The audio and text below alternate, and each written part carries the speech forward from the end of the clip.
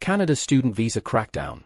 Stricter caps, higher costs, and fewer work permits. Is this the end of the dream? Welcome back to Canada Chronicles.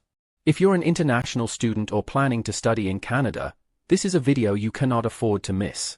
Massive changes have hit Canada's student visa policies, and thousands of students are already feeling the impact.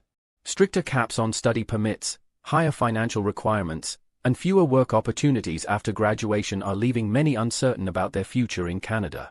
The big question on everyone's mind: is Canada closing its doors to international students? Today, we'll break down everything you need to know about these policy shifts, why they're happening, and what they mean for your plans to study, work, and settle in Canada. Stick with us until the end, where we'll uncover whether these restrictions are temporary or part of a permanent shift in Canada's immigration strategy. Before we get started, make sure to subscribe and turn on notifications so you don't miss important updates on Canadian immigration. Now, let's dive in. The harsh reality for international students in Canada. For years, Canada has been one of the most attractive destinations for international students. With world-class universities, strong job opportunities, and clear pathways to permanent residency, it was the ultimate choice for students looking to build a successful future. But in 2025, that dream is slipping away. The Canadian government has tightened its immigration policies, making it significantly harder, more expensive, and riskier for international students. Unlike in previous years, when study permits were granted at high approval rates, students are now facing unexpected rejections, increased financial burdens, and limited post-graduation work options. With these sudden restrictions, many students are wondering, is it still worth pursuing an education in Canada? Let's break down what's changed, why it's happening, and what this means for your future. Canada's student visa cap: fewer approvals, more competition. One of the biggest changes in 2025 is Canada's new cap on study permits. Even if an applicant meets all eligibility criteria, such as strong academic qualifications, complete documentation, and sufficient funds, they might still get rejected simply because the quota has been reached. This cap applies nationwide but is expected to affect some provinces more than others. Ontario, British Columbia, and Alberta, which attract the highest number of international students, will see the greatest impact. If you're planning to study in these provinces, your approval chances just became more uncertain. The biggest issue? There is no way for students to know if their application will be accepted or not. Meeting all legal requirements does not guarantee a visa approval anymore, leaving students confused and frustrated. The government justifies this cap by pointing to Canada's ongoing housing crisis, rising demand for jobs, and increasing pressure on public services. Cities like Toronto and Vancouver, which already struggle with high rent and housing shortages, are experiencing even more strain from population growth. However, critics argue that reducing international student numbers will do more harm than good. International students contribute billions of dollars to Canada's economy through tuition fees, living expenses, and spending. Many universities and colleges depend on international students for financial stability, and this cap could result in higher tuition fees, faculty layoffs, and reduced course offerings. Doubled financial requirements. The cost of studying in Canada is rising.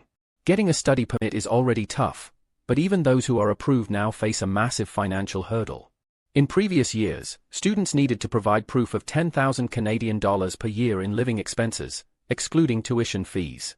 However, in 2025, that requirement has doubled to 20,000 Canadian dollars per year. For a student enrolling in a 4-year undergraduate program, this means proving they have at least 80,000 Canadian dollars for living expenses alone, before even considering tuition costs. Postgraduate students may have to show even more funds, depending on their program and location. This financial barrier is making it impossible for students from lower-income countries to afford studying in Canada. Even students from middle-class families in wealthier nations are feeling the burden, as many families who had carefully planned their finances are now struggling to meet the new requirements. This policy shift has already led to a significant rise in students considering alternative study destinations like Australia, the UK, and Germany, which offer more accessible pathways and lower financial barriers. Stricter letter of acceptance verification. Cracking down on fraud. In recent years, Canada's immigration system has faced a growing problem with fraudulent student applications. Some students, often misled by corrupt immigration agents, have used fake letters of acceptance from unregulated institutions to obtain study permits. To tackle this issue, Canada has introduced a stricter letter of acceptance verification process. Now, Every letter of acceptance must be directly verified with the issuing institution before a visa is granted. Schools are required to confirm the authenticity of student details before Immigration, Refugees, and Citizenship Canada issues a study permit. Any applicant caught using a fraudulent admission letter will be automatically banned from reapplying for 5 years. While these changes will help reduce fraud, they could also delay visa processing times for genuine students. These extended verification steps might result in longer waiting periods, increasing the risk of missing program start dates. Post-graduation work permit crisis. Limited job opportunities after studies.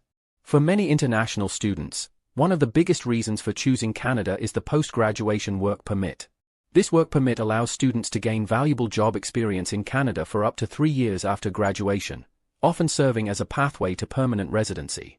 The post-graduation work permit is one of the few immigration policies that previously made Canada an attractive destination for students, as it provided a clear route to long-term settlement. But in 2025, Canada has introduced major changes to post-graduation work permit eligibility, and it's bad news for many students. Graduates from private colleges will no longer qualify for a post-graduation work permit. Language tests may become mandatory for work permit applicants. Extensions for post-graduation work permits will be restricted, forcing students to find jobs quickly or leave the country. These changes disrupt the career plans of thousands of students who rely on the permit as a stepping stone toward permanent residency. The industries that depend on foreign workers and permanent residents, such as healthcare, construction, and hospitality, may struggle to fill labor shortages if fewer international students can remain in Canada after graduating. As a result of these new restrictions, students who once had clear career paths in Canada are now facing tougher competition for limited job opportunities. Many employers have relied on the steady influx of international graduates to fill labor gaps, particularly in technology, finance, and engineering sectors.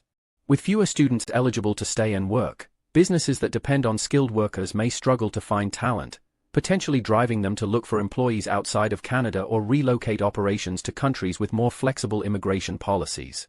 This could further impact Canada's economic growth and global competitiveness. For students, the new post-graduation work permit restrictions mean they must now plan their studies even more carefully. Choosing the right institution and field of study is now crucial, as attending an ineligible college or pursuing a non-priority program could mean losing the ability to stay in Canada after graduation. Those who do qualify will have to be prepared to enter the job market quickly and may need to boost their qualifications through internships, co-op programs, or additional certifications to stand out in an increasingly competitive job landscape. Is Canada closing its doors to international students? Thanks for staying with us this far. We appreciate your time and hope you're finding this information valuable. So, is Canada still the welcoming destination for international students that it once was? Or are these policies signaling a long-term shift toward stricter immigration control?